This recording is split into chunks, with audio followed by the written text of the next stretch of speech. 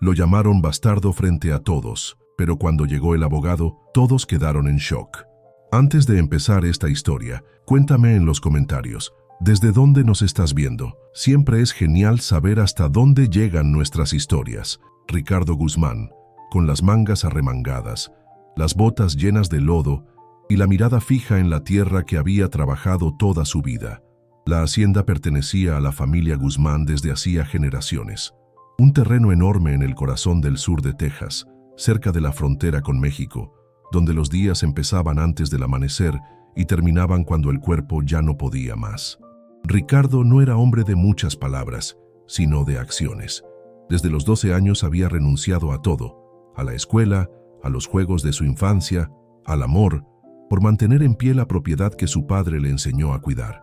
Su madre, Margarita, había sido por años la encargada de la casa de la hacienda, elegante, reservada, con una fuerza callada que hacía que todos la respetaran.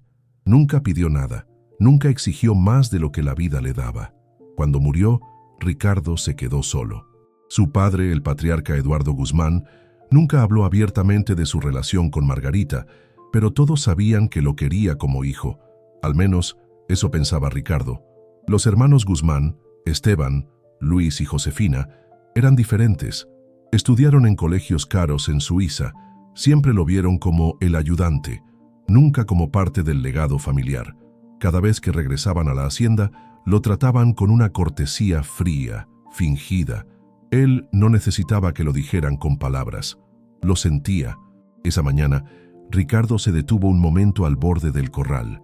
El viento soplaba suave como un suspiro largo. Sacó una foto arrugada de su bolsillo. Era él, de niño, junto a Eduardo, sonriendo frente al granero. Una de las pocas veces que el viejo había mostrado algo parecido a cariño de padre. «Hoy cumplirías 75, viejo», murmuró. «Y yo sigo aquí, como siempre». En la casa principal, todo era un alboroto. Los hermanos habían regresado para celebrar el cumpleaños del difunto patriarca. Llegaron con sus hijos, esposas, sus trajes elegantes y sus pláticas sobre inversiones y futuros.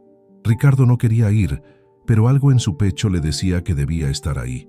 Como un presentimiento, una tormenta que se acercaba. Se lavó la cara en el pozo, se peinó el cabello con las manos y caminó hacia la casa. Cada paso resonaba como un eco del pasado. A su alrededor, los trabajadores lo saludaban con respeto. «Buenos días, don Ricardo». Él respondía con una sonrisa apenas dibujada. Nunca pidió títulos, nunca exigió honores. Solo había una cosa que quería en su corazón, aunque nunca lo dijera en voz alta, que reconocieran que también era un Guzmán. Lo que no sabía era que esa noche, durante esa reunión que parecía inofensiva, su mundo se vendría abajo con una sola frase. El gran salón de la casa principal estaba decorado con retratos de antepasados que parecían vigilar desde las paredes, como testigos mudos de la historia familiar. Candelabros colgaban del techo alto y un piano de cola descansaba en una esquina, olvidado por el tiempo. La familia Guzmán se había reunido para conmemorar el cumpleaños del difunto Eduardo Guzmán, un patriarca imponente cuya sombra aún se sentía en esas paredes. El ambiente estaba cargado, aunque fingían amabilidad. Las copas de vino brillaban bajo la luz tenue, y las risas falsas llenaban el aire con un eco incómodo. Ricardo estaba de pie, cerca de la chimenea apagada, con su mejor camisa blanca, sencilla, sin adornos, que contrastaba con los trajes elegantes de sus hermanos. Josefina, elegante y fría como el hielo, fue la primera en romper el silencio con un comentario punzante. «Es raro verte aquí esta noche, Ricardo. No sueles venir a nuestras reuniones familiares», dijo, removiendo el vino en su copa sin mirarlo a los ojos. Luis, con una sonrisa venenosa, añadió: «Aunque, bueno, supongo que hoy es un día especial. Después de todo, es el cumpleaños de nuestro padre». «De nuestro padre». Esteban cruzó los brazos y se recargó en la pared, mirando a Ricardo con desprecio apenas disimulado. Su hijo, Andrés, un joven ambicioso de mirada altiva, murmuró algo al oído de su prima, que soltó una risita contenida. Ricardo tragó saliva. No respondió, solo los observó con una mezcla de dolor y resignación. Había aprendido a escuchar antes de hablar, pero en ese momento el aire le quemaba los pulmones. Tal vez deberíamos aprovechar que estamos todos aquí, dijo Esteban con voz firme, atrayendo las miradas. Hay ciertos asuntos legales que sería bueno aclarar. El silencio cayó como una cortina pesada. Desde que nuestro padre murió, ha habido confusión sobre la herencia y la administración de la hacienda, continuó Esteban, y creo que es hora de poner las cosas en orden, legalmente. Josefina se acercó a la mesa central, donde había varios documentos. Con un gesto ceremonioso, sacó una carpeta beige bien cuidada, con sellos de notaría. Hablamos con nuestro abogado en Houston, dijo ella, y confirmamos algo que, por respeto, nunca mencionamos antes, pero ya es hora de ser claros. Luis se levantó, tomó la carpeta y la abrió, dejando que las páginas crujieran como hojas secas. Miró a Ricardo con una expresión fingidamente compasiva. Ricardo, no hay manera fácil de decir esto, pero no eres heredero legal de esta hacienda. Nunca fuiste reconocido oficialmente como hijo por nuestro padre, y según la ley, no tienes derecho a nada del legado Guzmán. Las palabras golpearon como cuchillos. Ricardo sintió que el suelo se movía bajo sus pies. Por un instante todo el ruido del salón desapareció. Solo escuchaba el latido de su corazón. «Eso no puede ser», murmuró, casi en un susurro. «Lo sentimos», interrumpió Josefina con frialdad. «Pero es lo correcto. No queremos pleitos. Puedes seguir trabajando aquí, si quieres, pero como empleado, no como familia». Esteban no dijo nada. Solo sonrió. Una sonrisa vacía, casi triunfante. Ricardo bajó la mirada. Sus manos temblaban apenas. No dejó salir ninguna lágrima. No les daría ese gusto. Caminó despacio hacia la puerta sin mirar atrás, con la dignidad de quien ha sido herido, pero se niega a caer. Antes de salir, se detuvo un segundo frente al retrato de Eduardo. Lo miró en silencio. «Siempre confiaste en mí. ¿Por qué no me defendiste?», murmuró, y se fue, sin decir una palabra más. El viento de la noche lo recibió en la puerta como una caricia amarga. La noche había caído sobre la hacienda El Robledal con una oscuridad densa, casi vengativa. Las estrellas brillaban tímidamente sobre los campos dorados, como si temieran mirar lo que acababa de pasar. La brisa, que por las tardes traía el olor a alfalfa y madera, ahora arrastraba un silencio seco, insoportable. Ricardo caminaba sin rumbo por el sendero de grava que conectaba la casa principal con los establos. Sus botas golpeaban el suelo como si cargaran el peso de toda una vida. No había enojo en su mirada, solo una tristeza profunda, afilada, de esas que no gritan, pero consumen. Llegó al viejo granero, el que había ayudado a reconstruir después del incendio de hacía 20 años. Abrió la puerta de madera con manos temblorosas, dejando que el chirrido se perdiera en la noche. Ahí, entre fardos de paja y herramientas viejas, se sentó en una caja de manzanas vacía. El polvo bailaba en el aire, iluminado por una lámpara colgada del techo. Sacó de su chamarra una pequeña caja de metal. Dentro había una medalla oxidada, un recorte de periódico con la foto de su madre cargándolo de bebé y una carta que nunca envió, escrita a su padre cuando tenía 17 años. La había guardado, esperando el momento de entregarla. Ese momento nunca llegó. Todo lo di, y nada fue suficiente, susurró con la voz ronca, quebrada por la decepción. Afuera, los caballos resoplaban en los establos, como si sintieran la tormenta dentro de su cuidador. Uno de ellos, un alazán llamado Máximo, se inquietó. Ricardo se levantó y caminó hacia él, apoyando la frente en el lomo cálido del animal. «Tú sí sabes quién soy, ¿verdad?», dijo con una sonrisa débil, que duró apenas un segundo antes de desvanecerse. En ese momento, una sombra apareció en la entrada del establo. Era Elena, la cocinera de la hacienda, una mujer mayor, de rostro serio y ojos azules, llenos de historias sin contar. Había cuidado de Ricardo como si fuera su hijo, con un cariño que nunca pidió nada a cambio. «Los vi, Ricardo. Los oí», dijo con voz baja, como si le doliera repetirlo. «Lo que hicieron no tiene nombre». «No importa, Elena. Ya lo decidieron. No soy uno de ellos», respondió él sin voltear. «Tú eres más Guzmán que todos esos arrogantes juntos. El señor Eduardo te quería, aunque nunca tuvo el valor de gritarlo al mundo». Ricardo cerró los ojos. Quiso creerlo, pero en ese momento La duda era un muro muy alto. No me queda nada, Elena. Me quitaron hasta el apellido. Elena se acercó, lo tomó del rostro con ambas manos y lo obligó a mirarla. No necesitas un papel para saber quién eres. Llevas esta tierra en la piel. Eres el alma de esta hacienda. Ellos pueden tener el dinero, pero tú tienes la verdad. Y un día, Ricardo, esa verdad va a salir a la luz. Él bajó la mirada, tragando el nudo en la garganta. No respondió, solo la abrazó. Un abrazo largo, de esos que no curan pero sostienen. Esa noche no durmió. Se quedó en el establo, mirando el cielo por una rendija del tejado, esperando una señal. El sol apenas asomaba detrás de las colinas cuando Ricardo salió del establo, con el rostro marcado por una noche sin dormir. La tierra estaba húmeda por el rocío y el aire tenía ese olor a campo recién despertado. Caminó despacio hacia la pequeña casa de madera donde había vivido con su madre, Margarita, en los márgenes de la hacienda. Nadie de la familia pasaba por ahí desde su muerte. Para ellos, ese rincón era parte del olvido. Para Ricardo, era su único refugio. Empujó la puerta con cuidado. El interior estaba cubierto de polvo, pero todo seguía en su lugar. Las cortinas bordadas por su madre, la mecedora junto a la ventana, la lámpara de petróleo que él encendía cada noche antes de dormir. Se sentó en la cama, que aún crujía como si lo esperara. Por un momento volvió a ser niño. Sobre la cómoda había una caja de madera con la cerradura rota. La abrió con manos temblorosas. Dentro, una colección de fotos viejas, cartas amarillentas y entre ellas un pañuelo bordado con las iniciales E.G. Eduardo Guzmán. Tomó una de las cartas. Estaba dirigida a Margarita, escrita con una letra elegante y apretada. Ricardo la reconoció de inmediato. Era la letra de su padre.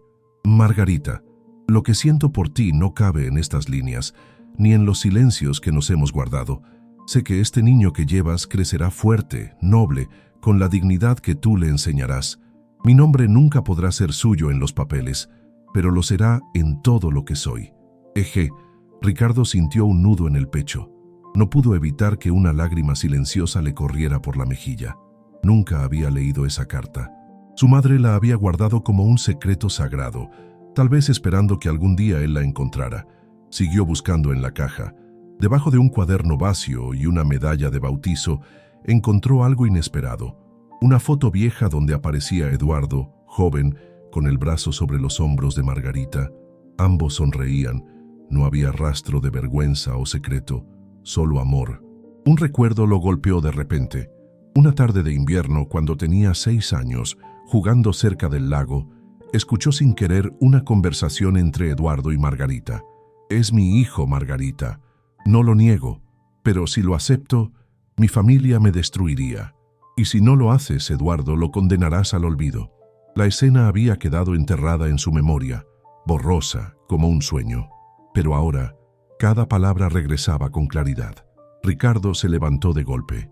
Salió de la casa y fue directo al mausoleo familiar, al final del camino de cipreses. Abrió las puertas de hierro con fuerza, como si desafiara a los muertos. El ataúd de Eduardo descansaba bajo una losa de mármol con la inscripción «Padre, esposo, guía, Ricardo».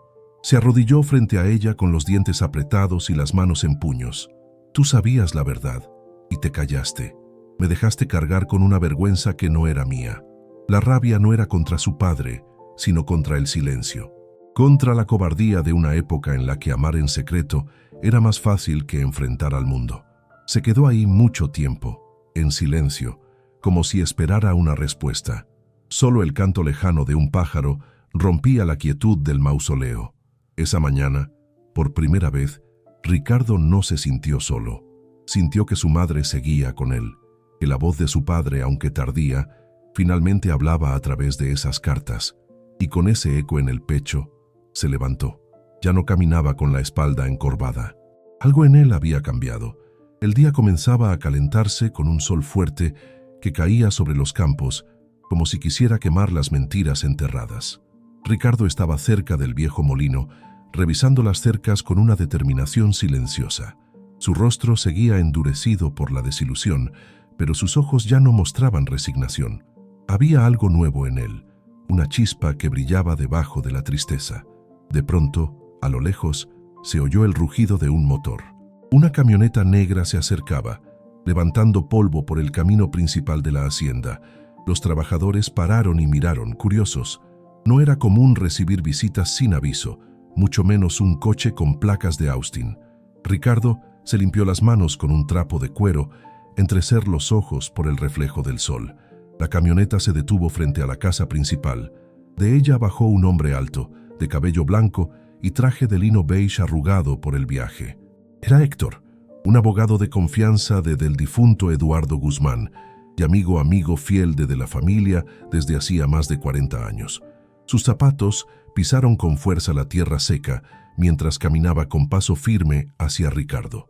Su porte era el de un hombre que cargaba verdades pesadas. «Ricardo», dijo con voz grave, sin rodeos, «necesito hablar contigo, a solas». El tono del abogado no dejaba lugar a dudas. Ambos se dirigieron al porche de la casa de Ricardo. Héctor se quitó el sombrero, lo apoyó sobre la rodilla y miró fijamente al hombre que tenía enfrente. Sabía que este día iba a llegar. Solo lamento que Eduardo no haya tenido el valor de enfrentarlo en vida. Ricardo lo miró en silencio, con expectación y un poco de desconfianza. «¿De qué estás hablando?» Héctor sacó de su maletín una carpeta de cuero, vieja, gastada por el tiempo, atada con una cinta azul descolorida. La puso en la mesa con un gesto serio. «Es el testamento verdadero de tu padre. Firmado, fechado, legalizado y escondido». El mundo se detuvo. Ricardo miró la carpeta como si tuviera explosivos. «¿Por qué no lo presentaste antes?» Héctor suspiró y bajó la mirada. «Porque me lo pidió Eduardo. Me juró que lo mostrara solo si te quitaban injustamente lo que te pertenece. Me prohibió mostrarlo mientras los otros hijos te respetaran como parte de la familia.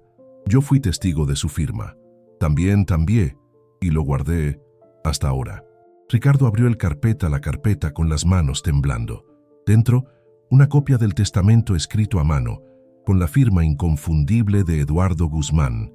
En él se decía, sin rodeos, que Ricardo no era solo su hijo, sino que era el heredero legítimo y principal administrador de El Robledal. Esto cambia todo», murmuró Ricardo apenas creyendo. «No solo eso», añadió Héctor, sacando otra hoja extra. «Aquí también hay una carta para ti. Eduardo la escribió el día antes de morir». Ricardo tomó la carta con una mezcla de enojo y cariño. Leyó en voz baja. «Perdóname, hijo. No fui el padre que merecías. Escogí proteger mi nombre antes que darte el lugar que te corresponde. Pero esta tierra, esta hacienda, siempre fue tuya en el alma. Ahora también lo será por derecho». Las palabras lo atravesaron como cuchillos dulces. Por primera vez, sintió que no había imaginado el amor de su padre, que no estaba loco, que el silencio tenía voz. Héctor se levantó ajustándose el traje. «Es hora de que pongas las cosas en su lugar, y yo estaré contigo si decides hacerlo». Ricardo apretó la carpeta contra el pecho. Sus ojos se llenaron de lágrimas, pero no lloró. En su interior, la dignidad que estaba dormida comenzaba a despertar. Ahora tenía en sus manos no solo manos o una prueba, sino una oportunidad de justicia. El día elegido no fue por casualidad. Ricardo decidió reunir a la familia un domingo por la tarde, justo cuando el cielo parecía anunciar una tormenta y los campos se agitaban con un viento que levantaba polvo, como si la tierra misma se preparara para un juicio. Envió las invitaciones con ayuda de Héctor, cada una escrita con una frialdad formal. Asunto legal urgente sobre la herencia de Eduardo Guzmán. Presencia obligatoria. La casa principal se llenó otra vez de caras conocidas, pero esta vez sin sonrisas. Nadie llevaba copas de vino. Nadie platicaba de negocios ni del mercado del algodón. Las miradas eran tensas, nerviosas. El sonido de los tacones de Josefina resonaba con inquietud en el suelo de madera. Esteban, con los brazos cruzados, apenas escondía su enojo. Luis intentaba fingir control, pero sus dedos tamborileaban sin parar en el respaldo de una silla. Andrés y Emilia, los hijos de Esteban, murmuraban entre sí en una esquina del salón. Desde su última visita, corrían rumores sobre una posible venta de parte de la hacienda, algo que ahora parecía más difícil. Héctor fue el primero en entrar. Su sola presencia calló a todos. Se paró junto a la gran chimenea apagada, con un paquete de papeles bajo el brazo. Luego entró Ricardo. Vestía sencillo, pero su postura era otra distinta. Ya no era el hombre de mirada baja y pasos tímidos. Llevaba la cabeza alta, los hombros rectos y una expresión en la cara que nadie podía ignorar: firmeza. «Gracias por venir», dijo sin levantar la voz, pero con autoridad que obligó a todos a escuchar. «Lo que voy a decir no es fácil, pero es necesario». Esteban bufó con desprecio. «¿Y ahora qué? ¿Vienes a pedirnos que te perdonemos por algo que tú provocaste?». Josefina intervino con su tono frío de siempre. «Si esto es otro intento de meternos en un drama, te advierto que no tengo paciencia para cuentos». Héctor levantó la mano. «Lo que van a escuchar no es un cuento, es una lectura legal. Estoy aquí como testigo y representante del testamento original de Eduardo Guzmán». Luis se enderezó en su silla. Su cara palideció. «¿Perdón? ¿Qué testamento?». «Uno que su padre firmó en vida, selló y me confió con instrucciones claras. Mostrarlo solo si Ricardo era despojado de sus derechos como hijo y heredero». El salón se volvió una olla de presión. Las respiraciones se oían, los ojos se movían inquietos de una cara a otra. Héctor sacó el documento, lo desenrolló con cuidado y comenzó a leer con voz lenta, firme. «Yo, Eduardo Guzmán Morales, en pleno uso de mis facultades mentales, declaro que mi hijo Ricardo Guzmán Morales es legítimo heredero de la hacienda El Robledal, sus tierras, bienes y títulos. Dejo en sus manos la administración completa, reconociendo su entrega y su sangre como legítimos». Josefina se levantó de un brinco. «Esto es una mentira. Eso no puede ser legal». Héctor la enfrentó con calma cortante. «Hay firma, fecha, testigos de notaría. Todo fue validado en Austin. Si quieren, pueden pelearlo, pero no tienen nada sólido». Esteban avanzó hacia Ricardo con los ojos encendidos. «Tú armaste todo esto. Siempre fuiste un aprovechado». Ricardo no retrocedió. «Lo único que hice fue aguantar años de desprecios y cargar un apellido a medias. Hoy por fin tengo lo que me negaron: justicia». Luis se dejó caer en el sillón sudando. «No, no puede ser. ¿Entonces perdemos todo?». «No lo perderán», respondió Ricardo con voz seria. «No vine a quitarles lo que les toca. Solo quiero lo que es mío, el nombre de mi papá, el derecho a esta tierra que he cuidado desde niño, y de hoy en adelante yo decido qué se hace aquí».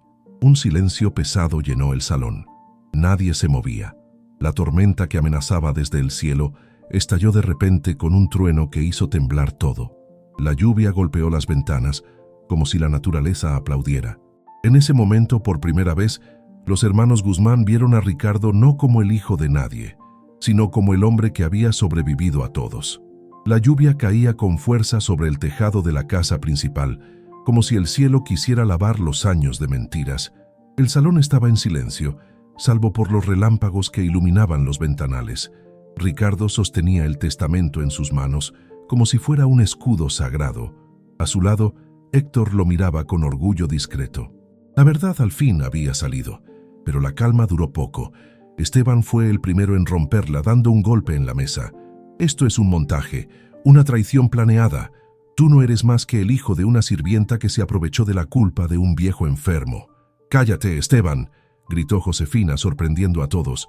Esteban la miró como si no la reconociera. «¿Qué dijiste?».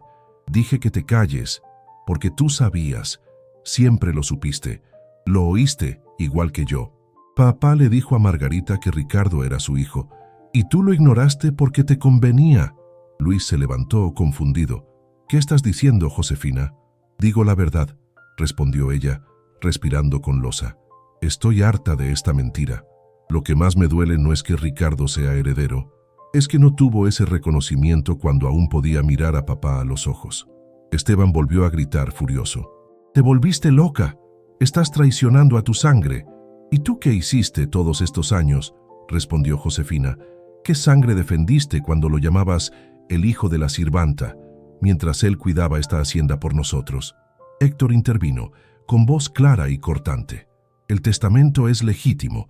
Puedes gritar o acusar lo que quieras, señor Esteban, pero legalmente Ricardo es ahora el único encargado de El Robledal». Andrés, desde una esquina, habló por primera vez. «¿Y qué pasa con nosotros? ¿Nos quedamos sin nada? Después de todo lo que estudió mi papá, Ricardo lo miró sin rencor, pero con una calma que pesaba más que un grito. No estoy aquí para quitarles nada, pero tampoco voy a seguir siendo un peón en esta familia. Yo voy a tomar las decisiones. Si quieren quedarse, tendrán que aceptarlo, y si no, pueden irse. Luis se dejó caer en el sillón, con la cabeza entre las manos. Su voz salió apagada. Nunca pensé que Eduardo fuera capaz de escribir eso. Siempre creí que tú eras una sombra en esta casa. Él también lo pensó, dijo Ricardo firme, hasta que entendió que yo era el único que mantenía esta hacienda en pie. Josefina se acercó despacio a Ricardo. Su cara, antes fría como estatua, ahora mostraba tristeza, culpa y algo de admiración. Perdóname, Ricardo, me equivoqué. Todos lo hicimos. Él la miró en silencio. Asintió apenas, pero no respondió. No era momento de perdonar. Era momento de tomar el control. Un nuevo trueno retumbó en los campos. Afuera los trabajadores empezaban a juntarse bajo los tejados, curiosos por el alboroto dentro de la casa. Sabían que algo había cambiado, y no tardarían en saber qué. El sol salió de nuevo sobre los campos del Robledal, como si nunca hubiera llovido, pero todos sabían que algo era diferente. No era el clima ni la tierra, era el poder que cambió. Por primera vez desde que Eduardo Guzmán murió, la hacienda respiraba un aire distinto, como si las paredes supieran que un nuevo nombre ahora pesaba más que los de antes. Ricardo despertó temprano esa mañana, como siempre, pero ya no era el trabajador que pasaba desapercibido entre los establos. Ahora, al cruzar, los empleados bajaban la cabeza con respeto y decían con voz clara: «Buenos días, don Ricardo». Él respondía con un gesto de cabeza, sin orgullo. No había en él ni rastro de vanidad, solo una calma nueva, como si su alma al fin se hubiera enderezado con el peso que ahora llevaba con dignidad. En el comedor principal, la mesa larga donde tantas veces sirvió comida sin sentarse, ahora estaba puesta para él. Héctor, ya instalado en la hacienda como asesor legal fijo, revisaba papeles con cara de concentración. «Ya llegaron los primeros reportes de inventario», le dijo. «La tierra necesita inversión, pero tiene mucho potencial. Tu papá lo sabía, por eso te escogió a ti». Ricardo asintió. No necesitaba más halagos. Lo que quería era recuperar lo que se había descuidado, el respeto de los que lo rodeaban y la dignidad de la tierra que lo formó. Esa semana, Ricardo recorrió cada rincón de El Robledal. Habló con los capataces, caminó con los trabajadores, escuchó quejas, propuso mejoras. Su voz ahora era la que mandaba, pero nunca olvidó el rostro de cada uno, ni las historias que habían compartido en silencio cuando él era solo el hijo de Margarita. En uno de los galpones se organizó una reunión con el personal. Más de 40 trabajadores, algunos con sus esposas e hijos, se juntaron en semicírculo frente a Ricardo. El silencio era de espera. «Sé que muchos se preguntan si esto va a cambiar», empezó con voz firme pero cercana, «y la respuesta es sí, pero no como temen. No voy a correr a nadie, ni a dividir estas tierras para venderlas.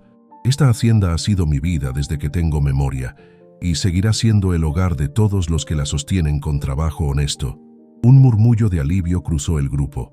Algunos aplaudieron, otros bajaron la mirada, emocionados.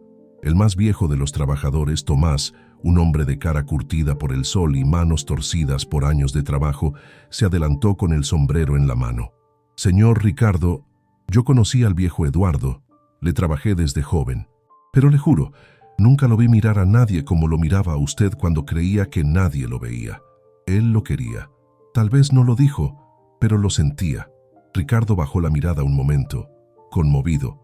«Gracias, Tomás. Lo único que quiero es que nadie más tenga que vivir a la sombra de nadie». Esa tarde Josefina se acercó a Ricardo mientras él caminaba entre los viñedos en ruinas. «¿Puedo acompañarte?» Ricardo asintió. Caminaron en silencio un buen rato. «Vine a darte esto», dijo ella entregándole una caja de madera. «Son cartas que papá me mandó cuando estuvo en Boston.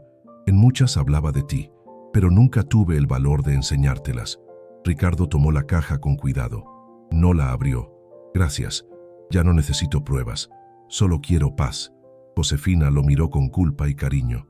«No merecías lo que te hicimos, pero me alegra que no te hayas vuelto como nosotros». Ricardo sonrió, apenas. Nunca quise ser otro. Solo quería ser yo.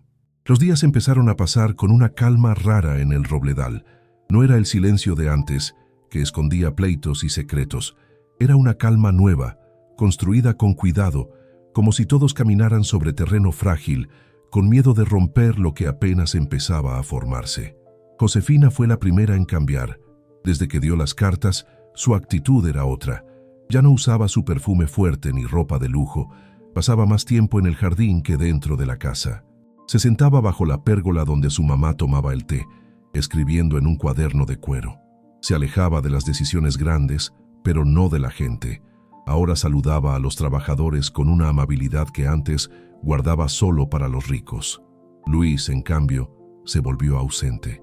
Pasaba días encerrado en su cuarto mirando fotos viejas y revisando papeles. No peleaba, no protestaba, pero el peso de haber callado tanto lo hacía encorvar los hombros. Ya no era el hombre seguro que llegaba con portafolios y promesas de dinero. Se había vuelto silencioso, pensativo. Una tarde se presentó en la oficina de Ricardo sin avisar. Traía un sobre en la mano. «Vine a devolverte esto», dijo, dejando el sobre en el escritorio. «Son escrituras de terrenos que papá me dio para manejar. Nunca los trabajé. Solo los usé para justificar estar aquí». Ricardo lo miró sin moverse. «¿Y qué esperas que haga con ellos?» «Lo que quieras», respondió Luis con sinceridad. «Solo quiero mirar a mis hijos sin sentir vergüenza». Ricardo asintió. No dijo más. No hacía falta. Esteban, por otro lado, resistía. Aunque ya no tenía poder, seguía caminando por los pasillos como si lo tuviera. Miraba a Ricardo con desprecio, no por odio, sino por derrota. Había apostado toda su vida a un legado que no era suyo, y le costaba aceptar que el apellido no basta para mandar. Una mañana, mientras Ricardo checaba la reparación de los molinos, Esteban se le acercó. «Tarde o temprano vas a fallar, porque los que nacimos para mandar no pedimos permiso. Tú sí lo hiciste. Y por eso la gente me sigue», respondió Ricardo con calma. «Porque no los obligo. Ellos eligen quedarse». Esteban apretó los labios y se alejó. Desde ese día, empezó a empacar. El mayor de los hermanos Guzmán se iría de El Robledal sin hacer ruido. Por orgullo, no se quedaría a ver cómo crecía una hacienda que ya no era suya. Los hijos, Emilia y Andrés, intentaron quedarse, pero Ricardo fue claro. Podían quedarse, sí, pero trabajando. Emilia, para sorpresa de todos, aceptó ayudar con las cuentas. Era buena con números y por primera vez mostró interés real por el campo más allá del apellido. Andrés, en cambio, se fue con su papá. No podía aceptar que ya no se trataba de quién tenía más apellidos, sino de quién ponía las manos en la tierra. Con las semanas, los espacios de la casa cambiaron. Ricardo mandó abrir los salones cerrados, redecoró el despacho de su padre sin quitar los retratos y convirtió la biblioteca en una sala de juntas para el personal. Las decisiones ya no se tomaban entre copas de licor y promesas vacías, sino con cuadernos, mapas y calendarios de siembra. Una tarde, mientras caminaba con Josefina por los viñedos, ella lo miró y dijo con voz baja: «Dime aquí en los comentarios, de 1 a 10, ¿qué calificación le darías a esta historia hasta ahora? Tu opinión es muy importante para mí. ¿Alguna vez pensaste que este lugar podía cambiar tanto?» Ricardo se detuvo, respirando el aire cálido y dulce del fin del verano. «Lo soñé, pero soñar cuando no tienes lugar es como gritar bajo el agua. Nadie te escucha. Ahora siento que ese grito se volvió eco». Ella sonrió apenas, y ese eco se volvió raíz. El último domingo del verano amaneció con una brisa suave y un cielo limpio sin una nube. El Robledal respiraba diferente. Ya no se sentía como un lugar dividido por líneas invisibles de poder y rencor. Ahora era un hogar vivo, donde la tierra volvía a sembrarse con esperanza y no con desconfianza. Esa mañana Ricardo se levantó antes del sol, no por rutina, sino por necesidad del alma. Se puso ropa sencilla, camisa de lino beige, pantalones de trabajo y botas gastadas. No necesitaba parecer dueño de nada. Lo era por presencia, por historia y por sangre. Salió de la casa principal, cruzó el pasillo largo con pasos lentos y se detuvo frente a la puerta vieja del establo. Máximo, su alazán, lo esperaba como cada día. Ricardo lo acarició entre las orejas con cariño y respeto. ¿Listo para ver todo lo que logramos?, susurró. Montó sin prisa y cabalgó por los viñedos, los campos de trigo joven, las filas de olivos. Cada rincón le hablaba. Cada árbol parecía reconocerlo. Los trabajadores lo saludaban desde lejos, con un gesto o una sonrisa sincera. Ya no había miedo, había pertenencia. Al llegar a la colina del sur, donde el campo se abría al horizonte, desmontó y caminó hasta la vieja cerca de madera que su mamá pintó cuando era niño. Se detuvo ahí. El silencio era total. Solo se oía el zumbido de las abejas y el crujir de las ramas. Sacó una foto arrugada del bolsillo. Era Margarita, su madre, cargándolo en brazos, con el rostro en sombra pero la sonrisa plena. A su lado Eduardo aparecía apenas, serio, con una mano en el hombro de ambos. Era la única foto donde estaban los tres. Ricardo se sentó en una piedra grande, mirando los campos dorados que se perdían en la luz. Al final, lo logré, murmuró. No para demostrar nada, sino para recordarles que existí, que fui parte de esta historia. Cerró los ojos un momento. Imaginó a su mamá rezando al amanecer, a su papá caminando con las manos atrás, revisando los cultivos. A sí mismo, niño, corriendo tras los gansos, sin saber que un día todo eso sería suyo no por herencia, sino por resistencia. Atrás de él, los pasos suaves de Elena se acercaron. Traía una bolsa con pan recién hecho.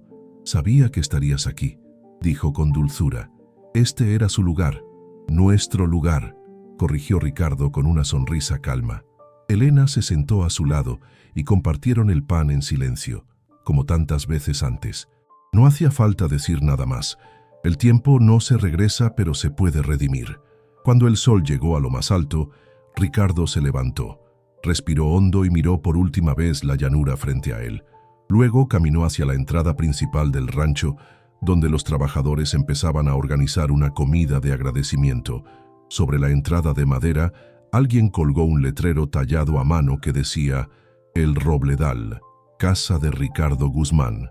Él lo vio, sonrió apenas y cruzó la entrada con paso firme, como si por fin, después de toda una vida, volviera a casa. Han pasado 3 años desde aquella tarde en que Ricardo cruzó la entrada del rancho con el alma en paz. El robledal floreció como nunca. Las cosechas se duplicaron. El viñedo volvió a dar uvas dulces como en los tiempos antiguos, y la comunidad que rodea la hacienda se volvió más unida que nunca. Ricardo se convirtió no solo en el dueño legal del legado de su padre, sino en algo mucho más valioso, el hombre que rescató el sentido de familia donde solo había ruinas de orgullo. Josefina se quedó en el robledal, pero nunca volvió a usar el cuarto principal. Se mudó a una casa pequeña en el jardín este, donde abrió un taller de lectura para los hijos de los trabajadores. Se hizo amiga de Elena, y juntas encontraron en la vida diaria un remedio para la culpa y el silencio de antes. Luis dejó la administración para siempre. Se fue a Carolina del Norte, cerca de su hija menor, y desde ahí escribe cartas mensuales a Ricardo. En ellas no hay promesas ni recuerdos vacíos, solo verdad. A veces eso basta. Esteban nunca regresó. Se instaló en una finca lejana en Montana con Andrés. Dicen que no habla del pasado. Algunos creen que no se ha perdonado. Otros que nunca supo perder. Emilia, en cambio, echó raíces en el robledal. Bajo la guía de Ricardo, aprendió a manejar las finanzas con eficiencia, pero también con corazón. Ahora ella organiza las ferias anuales y los eventos comunitarios en los jardines viejos de la familia. Elena, ya muy grande, dejó la cocina, pero su presencia sigue siendo clave. Vive en una casita junto a la casa principal y todos la llaman Abuela Elena, aunque no tenga nietos propios. A veces se sienta bajo el roble más viejo del campo y dice que ahí escucha la voz de Margarita en el viento. Y Ricardo sigue ahí. No ha viajado, no lo necesita. Cada mañana monta a Máximo y recorre los campos como si fueran parte de su cuerpo. En su escritorio, junto al testamento original, guarda otra cosa, una carta cerrada de Esteban, la mujer que amó y que volvió al pueblo poco después de su triunfo. Nunca la abrió, la guarda intacta, porque hay heridas que se cierran, pero no se tocan. No tiene hijos, pero ha criado a muchos. Uno de los hijos de Tomás, el viejo trabajador, trabaja con él todos los días y lo llama patrón, con un orgullo que no se paga con dinero. A veces, en noches tranquilas, Ricardo se sienta en la entrada de la casa principal, con una copa de vino en la mano, y mira los campos. Ya no se pregunta por qué tuvo que esperar tanto. Ya no busca respuestas, porque entiende que hay árboles que tardan más en dar sombra, pero cuando lo hacen cuidan a todos, y así el robledal se volvió no solo tierra fértil, sino testigo eterno de un legado que ya no se mide por apellidos, sino por acciones. Gracias por haber acompañado esta historia hasta el final. Si te gustó, dale like y suscríbete al canal. Eso nos ayuda muchísimo y nos motiva a seguir trayendo nuevas historias cada semana. Y ya que andas por aquí, aprovecha para ver otra de nuestras historias, que está apareciendo ahora en tu pantalla. Un fuerte abrazo y hasta la próxima. Cuídate mucho.